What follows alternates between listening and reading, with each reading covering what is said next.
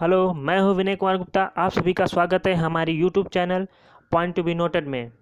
अगर वीडियो आपको अच्छी लगे तो लाइक करिए, शेयर करिए। अगर आप चैनल पर नए हैं तो चैनल को सब्सक्राइब करें।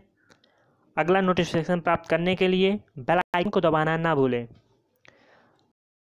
बता दें, हम लोगों ने वायु प्रदूषण के बारे में अध्ययन किया था और वायु प्रदूषण से रिलेटेड कुछ बीमारियां थी, उसको इस लेक्चर में डिस्कस करेंगे। उसके बाद हम पारिस्थितिकी तंत्र पर आएंगे, इकोसिस्टम पर आएंगे। उसके बाद फिर हम अगले लेक्चर में जो है पर्यावरण संरक्षण से रिलेटेड टॉपिक पर हम चर्चा करेंगे। चलिए शुरू करते हैं। वायु में जो मौजूद धूलकण होते हैं उनकी वजह से होने वाली कुछ बीमारियां हैं जो इम्पोर्टेंट हैं एग्ज़ाम के बेसिस से। पहला है धूलकण। धूलकण कौन सा है? पहला सिलिका कण। सिलिका कण से होने वाली बीमारी का नाम क्या है? सिलिकोसिस। उसको क्या बोलते हैं? सिलिकोसिस। जब वायु में सिलिका के कण विद्यमान होते हैं और वायु को प्रदूषित करते हैं, उसकी वजह से मनुष्य में कौन सी बीमारी होती है? सिलिकोसिस नाम की बीमारी होती है। दूसरा है लौह कण। जब वायु में लौह कण उपस्थित हो जाते हैं और वायु को प्रदूषित करते हैं तो उसकी वजह से मनुष्य में कौन सी बीमारी होती है? उस बीमारी का क्या नाम है? सिडिरोसिस। सिडिरोसिस बोलते हैं उसको। अगर वायु में कोयला कण विद्यमान है तो उसकी वजह से कौन सा रोग होता है? एंथ्राकोसिस। एंथ्राकोसिस बीमारी होती है मनुष्यों में, कोयला कण जब वायु में विद्यमान होते हैं। अगर वायु में एस्बेस्टॉस कण उपस्थित हो तो उसकी वजह से कौन सी बीमारी होती है? एस्बेस्टोसिस। एस्बेस्टोसिस। एस्बेस्टोसिस बीमारी होती है एस्बेस्टॉस कण की वजह से। अगर वायु में कपास कण विद्यमान हो, अगर वायु में कपास कण विद्यमान है तो उसकी वजह से कौन सी होती है? कौन सी बीमारी? बिसिनोसिस। इसी को बोलते हैं श्वेत फेफड़ा कैंसर। मोस्ट इम्पॉर्टेंट, इसी को बोलते हैं श्वेत फेफड़ा कैंसर या बिसिनोसिस। कपास कण की वजह से होता है। अगर वायु में गन्ना धूलकण उपस्थित हो तो उसकी वजह से मनुष्य में कौन सी बीमारी होती है? बेगासोसिस। बेगासोसिस बीमारी होती है, बेगासोसिस। अगर वायु में जो है अनाज के धूलकण उपस्थित हो तो उसकी वजह से कौन सी रोग होती है? कृषक फुफ्फुस। कृषक फुफ्फुस रोग नाम दिया गया है। अगर वायु में जो है ऊन कण विद्यमान है, ऊन के कण विद्यमान है, आप देखते होंगे ऊन से निकलने वाले कुछ कण होते हैं जो घूमते रहते हैं वायु में, उसकी वजह से मनुष्य में कौन सा रोग हो सकता है? सोल्टर्स रोग। सोल्टर्स, याद रखिएगा, ये सभी इम्पोर्टेंट हैं। अब चलिए हम आगे अब अगले टॉपिक पे आते हैं। इस टॉपिक का जो हमारा मंडल था, जो 4 मंडल थे पर्यावरण के, उसमें से एक मंडल हमारा छूट गया था, छूटा हुआ था, वो था जैव मंडल। उस पर हम चर्चा कर लेते हैं। जैव मंडल क्या होता है? जैव मंडल से ही पता चलता है कि जहाँ पर जीव जंतु और पादप या पेड़ पौधे विद्यमान होते हैं वही हमारा जैव मंडल है। तो हम कह सकते हैं कि जैव मंडल जो है वह संकीर्ण क्षेत्र है जहाँ स्थल, जल, वायु मिलकर जीवन को संभव बनाते हैं। अर्थात यहाँ पर रहने वाले जो जीव जंतु हैं, पेड़ पौधे हैं, उनको जीने के लिए अनुकूल स्थितियाँ प्रदान करते हैं, अनुकूल परिस्थिति प्रदान करते हैं स्थल, जल और वायु। तो स्थल, जल और वायु मिलकर जैव मंडल का निर्माण करते हैं। या कह सकते हैं कि जो जंतु हैं, पादप हैं, ये मिलकर जो है इस मंडल का निर्माण करते हैं। जंतु प्लस पादप जो है वो जैव मंडल का निर्माण करते हैं। अब इसके महत्व क्या है जैव मंडल के? जैव मंडल का महत्व यह है कि सभी जीव जंतुओं, पेड़ पौधों के लिए ये अनुकूल परिस्थितियां प्रदान करते हैं जैव मंडल। क्योंकि इसी मंडल में जो है समस्त प्राणी जगत जो है, चाहे वो जंतु हो, पेड़ पौधे हों, इसी मंडल में जन्म लेते हैं और विकसित होते हैं। इसी मंडल में जन्म लेते हैं और विकसित होते हैं। इनके जीवन का जो आधार है यही मंडल है। अगला टॉपिक है हमारा पारिस्थितिकी तंत्र, इकोसिस्टम। इकोसिस्टम क्या है? इकोसिस्टम वो है जिसमें जो है सभी जीव जंतु पादप रहते हैं और जो भौतिक पर्यावरण है उनसे जो है अंतःक्रिया करते हैं। वही हमारा जो होता है पारिस्थितिकी तंत्र होता है, या पारितंत्र भी बोलते हैं इसे, या इकोसिस्टम बोलते हैं। तो पारिस्थितिकी तंत्र क्या है? वह तंत्र है जिसमें समस्त जीवधारी आपस में एक दूसरे के साथ तथा पर्यावरण के उन भौतिक एवं रासायनिक कारकों के साथ परस्पर क्रिया करते हैं जिसमें वे रहते हैं। वही हमारा क्या होता है? पारिस्थितिकी तंत्र होता है, या पारितंत्र होता है, या इकोसिस्टम होता है। कुछ इंपॉर्टेंट पॉइंट हैं। पहला है कि जो पारिस्थितिक तंत्र था इसको सबसे पहले किसने उपयोग किया था, किसने इसका प्रयोग किया था इस शब्द का? तो सर्वप्रथम 1935 ईस्वी में एजी टॉन्सले ने पारिस्थितिक तंत्र का प्रयोग किया था। इसको याद रखिए, बहुत मोस्ट इंपॉर्टेंट पॉइंट है। फिर दूसरा, पारिस्थितिक तंत्र जो है ऊर्जा के द्वारा ही संचालित होता है। किसके द्वारा संचालित होता है? ऊर्जा के द्वारा। और ये ऊर्जा पारिस्थितिकी तंत्र को कहाँ से प्राप्त होता है? सौर ऊर्जा से प्राप्त होता है। ऊर्जा का जो मुख्य स्रोत है वो सौर ऊर्जा होता है। ये भी क्वेश्चन पूछ लिया जाता है कभी कभी। पारिस्थितिकी तंत्र के ऊर्जा का जो मुख्य स्रोत है वो क्या है? तो क्या है वो? सौर ऊर्जा है। और ये ऊर्जा जो है होता है, इसका जो प्रवाह होता है एक दिशीय होता है, एक दिशा में ही प्रवाहित होते हैं। अगला है पारिस्थितिकी तंत्र एक कार्यशील क्षेत्रीय इकाई है। क्या है? कार्यशील क्षेत्रीय इकाई है। इसको इसलिए कार्यशील क्षेत्रीय इकाई बोलते हैं क्योंकि इसमें जो जीव जंतु हैं, पादप हैं, सभी जो है भौतिक पर्यावरण के साथ अंतःक्रिया करते रहते हैं, कुछ ना कुछ उनसे लेते रहते हैं। इसी वजह से इन्हें कार्यशील क्षेत्रीय इकाई बोला गया है, पारिस्थितिकी तंत्र को। इसी को हम प्रकृति की क्रियात्मक इकाई भी बोलते हैं। पारिस्थितिकी तंत्र को प्रकृति की क्रियात्मक इकाई भी कहा जाता है। अगला पॉइंट है, पारिस्थितिकी तंत्र जो है वो छोटा भी हो सकता है और बड़ा भी हो सकता है। ये जो है प्राकृतिक भी हो सकता है और कृत्रिम भी हो सकता है। अब देख लेते हैं कौन कृत्रिम में आता है और कौन प्राकृतिक में आता है। जैसे अगर हम खेत की बात करें और मछली घर एक्वेरियम की बात करें, तो ये दोनों जो हैं मनुष्य के द्वारा बनाए हुए हैं तंत्र, इसलिए ये कृत्रिम पारितंत्र में रखे जा सकते हैं। खेत और मछली घर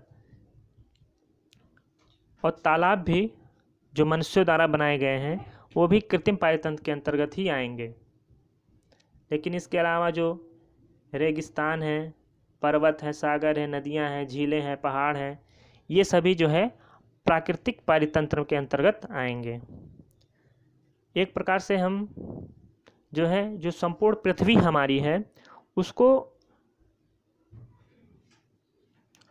एक पारिस्थितिक तंत्र के रूप में माना जा सकता है, क्योंकि संपूर्ण पृथ्वी में ही सभी जीव जंतु पादप अपनी अंतःक्रिया करते हैं, भौतिक पर्यावरण के साथ अंतःक्रिया करते हैं। इसी वजह से संपूर्ण पृथ्वी को एक पारिस्थितिकी तंत्र के रूप में मान सकते हैं।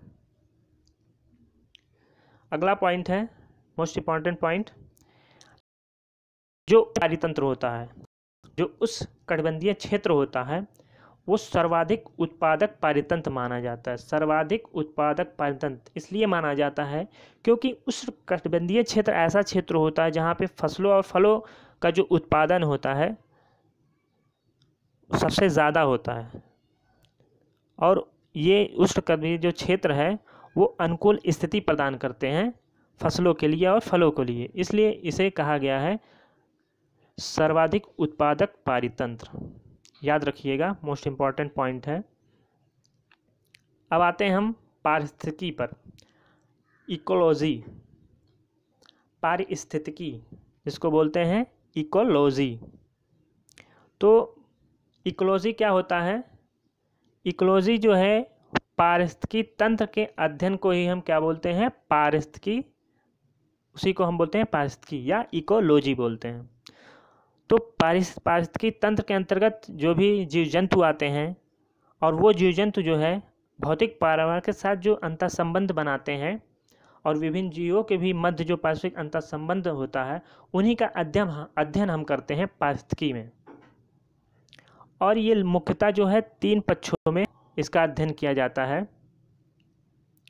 पहला क्या है कि क्षेत्र विशेष के जो भौतिक पर्यावरण हैं उनके संदर्भ में जीवों का अध्ययन, मतलब जो जीव हैं, जीव जंतु हैं, वो भौतिक पर्यावरण के साथ कैसे संबंधित हैं, किस प्रकार वो एक दूसरे से संबंधित है, क्रिया कैसे करते हैं, इसका अध्ययन किया जाता है। और दूसरा है विभिन्न जीव, जो विभिन्न प्रकार के विभिन्न जातियों के जो जीव जंतु हैं उनके मध्य क्या संबंध है, इनका अध्ययन किया जाता है। और तीसरा है कि जो विभिन्न समुदाय हैं, अलग अलग समुदायों से रिलेटेड जो जीव जंतु होते हैं उनके मध्य आपसी क्या अंतर संबंध होता है, उनका अध्ययन किया जाता है।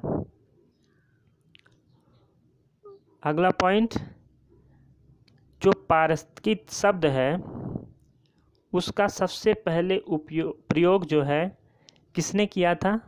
एक जर्मन वैज्ञानिक थे, अर्नेस्ट हैकर। इन्होंने ही 1869 में 1869 ईस्वी में इसका प्रयोग किया था पारिस्थितिकी का। अब हम आते हैं पारिस्थितिक तंत्र के घटक, कंपोनेंट्स ऑफ इकोसिस्टम। तो इस तंत्र के मतलब पारिस्थितिक तंत्र के मुख्यतः जो है 2 घटक हैं। पहला है जैविक घटक जिसको बोलते हैं बायोटिक कंपोनेंट्स, और दूसरा है हमारा अजैविक घटक जिसको बोलते हैं एबायोटिक कंपोनेंट्स। अब हम एक एक करके चर्चा करते हैं। पहला है हमारा जैविक घटक। तो जैविक घटक जिसमें जीव जंतु या पादप मेदमान जो सजीव का क्षेत्र होता है, सजीव प्राणियों का जो क्षेत्र होता है वो जैविक के अंतर्गत ही आते हैं। इस घटक के कुछ अंग हैं, जैसे पहला है उत्पादक, इन्हीं को बोलते हैं प्रोड्यूसर्स। दूसरा है उपभोक्ता, इसे बोलते हैं कंज्यूमर्स। तीसरा है अपघटनकर्ता, इसी को बोलते हैं डिकम्पोजर्स। अब उत्पादक क्या होते हैं? उत्पादक जो पादप जगत होते हैं, पेड़ पौधे होते हैं, उन्हीं को पारितंत्र का उत्पादक बोला जाता है। उन्हीं का क्या बोला जाता है? उत्पादक, पारितंत्र का। पादप जगत, पेड़ पौधे जो भी होते हैं वो पारितंत्र के उत्पादक बोले जाते हैं। इन्हें स्वपोषी भी बोलते हैं। स्वपोषी इसलिए बोलते हैं क्योंकि ये अपने भोजन का निर्माण जो है स्वयं करते हैं।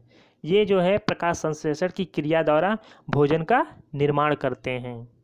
इसी वजह से ये जो है उत्पादक बोले जाते हैं। और इनमें प्रकाश संश्लेषण की क्रिया होती कैसे है? ये कार्बन डाइऑक्साइड, जल, प्रकाश और क्लोरोफिल की मदद से प्रकाश संश्लेषण की क्रिया संपन्न करते हैं और भोजन बनाते हैं। ये जो ग्लूकोज, एक क्रिया संपन्न होने के बाद ये ग्लूकोज बनाते हैं जो इनका भोजन होता है, और ऊर्जा निर्मुक्त करते हैं और ऑक्सीजन निर्मुक्त करते हैं। और यही ऑक्सीजन जो है हमको सांस लेने में मदद करता है, मतलब सांस लेने में हम प्रयोग करते हैं ऑक्सीजन का। जो ये ऑक्सीजन निर्मुक्त होती है प्रकाश संश्लेषण में, वही जो है हम उपयोग करते हैं सांस लेने में।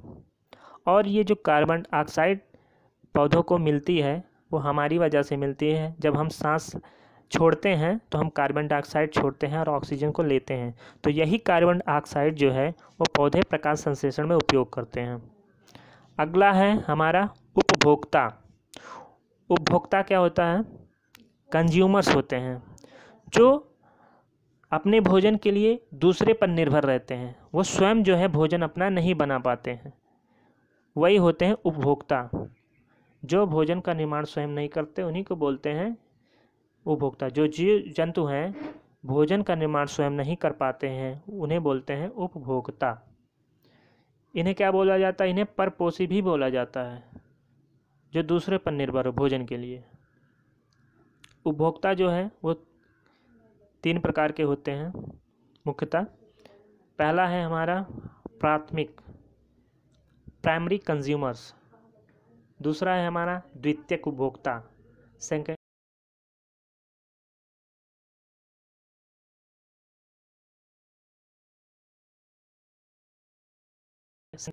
अब प्राथमिक उपभोक्ता क्या होता है? प्राथमिक उपभोक्ता वे होते हैं, उपभोक्ता का मतलब होता है कि वो दूसरों पर निर्भर रहते हैं अपने भोजन के लिए। तो ये क्या करेंगे? वो पौधों के पत्तियों को, कोमल तनों को खाएंगे। और ये एक प्रकार से जो है शाकाहारी होते हैं। ये केवल शाकाहारी मतलब पेड़ पौधों को ही खाते हैं, तो इन्हें प्राथमिक उपभोक्ता बोला जाता है। तो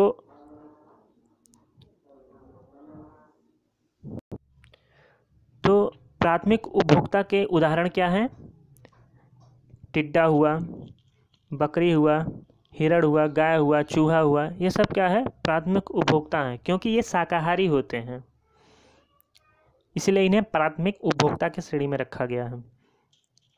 अब द्वितीयक उपभोक्ता क्या है?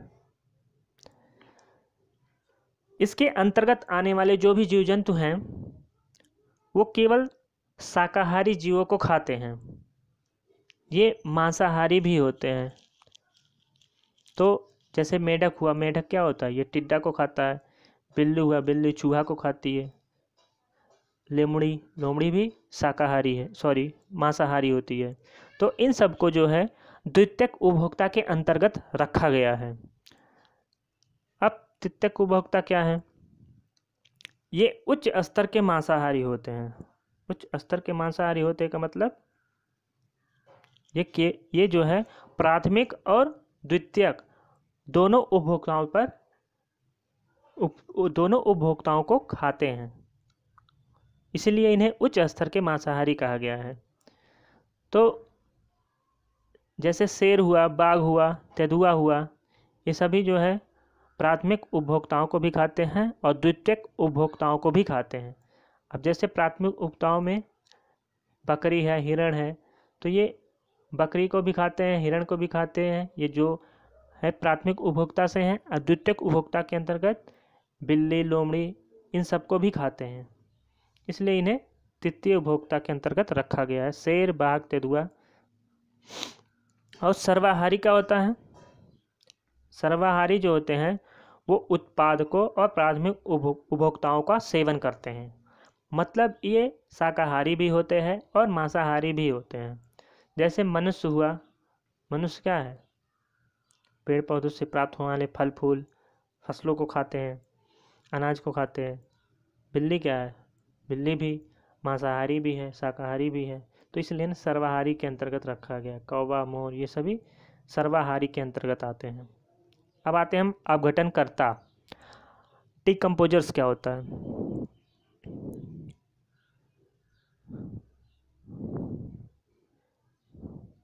डिकम्पोजर्स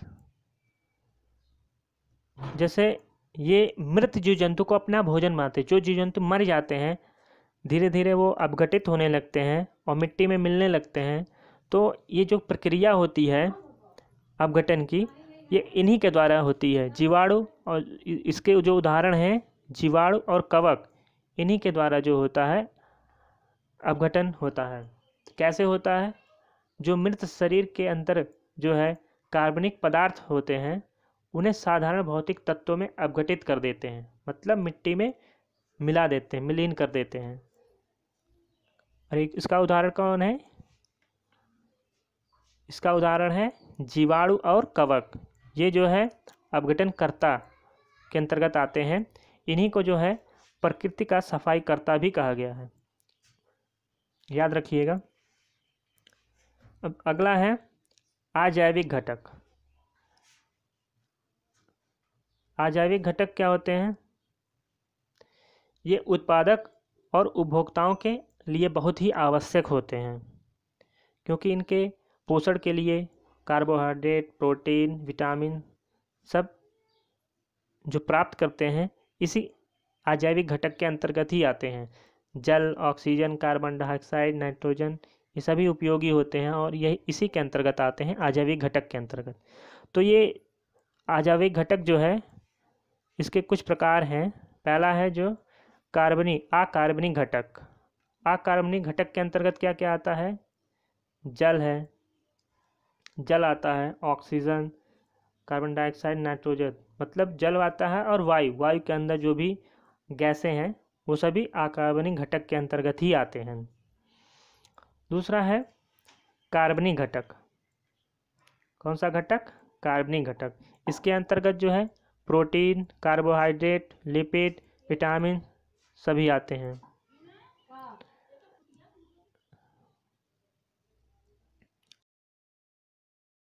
तीसरा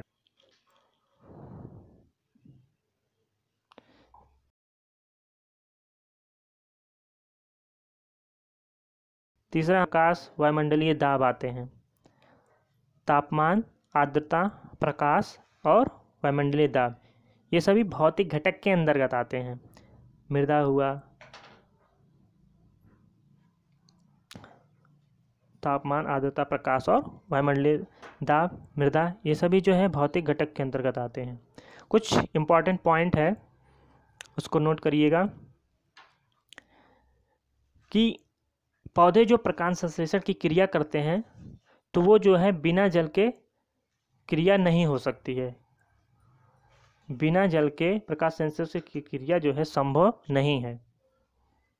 दूसरा है हमारा कि प्रकाश संश्लेषण की क्रिया जो है बैंगनी रंग के प्रकाश में सबसे कम होती है। बैंगनी रंग के प्रकाश में प्रकाश संश्लेषण की क्रिया सबसे कम होती है, और लाल रंग के प्रकाश में प्रकाश संश्लेषण की क्रिया जो है सबसे अधिक होती है।